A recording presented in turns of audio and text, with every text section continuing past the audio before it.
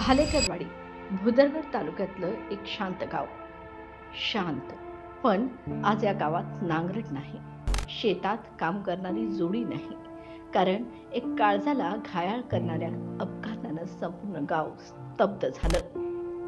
45 वर्षीय मारुती भालेकर, हातात नांगराचा दांडा, हृदयात पोट भरून शेतीचे स्वप्न. पाठीशी होती पत्नी शोभा, आयुष्यभराची सोबत आणि आयुष्यभरासाठीची साथ देणारी. पण नियतीनं खेळ खेळलाच आणि शेतीच्या मातीवरच त्या माणसाचा शेवट झाला. शेतात भात लागवडीसाठी रोटावेटर चालू होता. बांधावरून खाली उतरतानाच मशीन बिघडलं आणि मारुती यांच्या पोटावरच नांगराचे धारदार फाळे आदळले.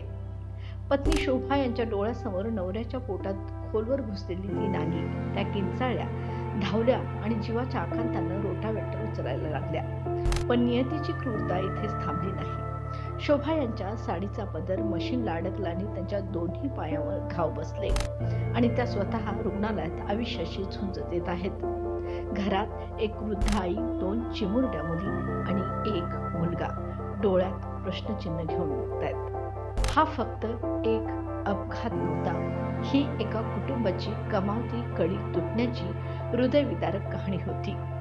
शेती करताना कधी हातात कुदळ असते तर कधी काळजात आघात होतो. मारुती गेले, पण मागे रडले ते त्यांचं शेत, त्यांची जमीन, त्यांचा संसार.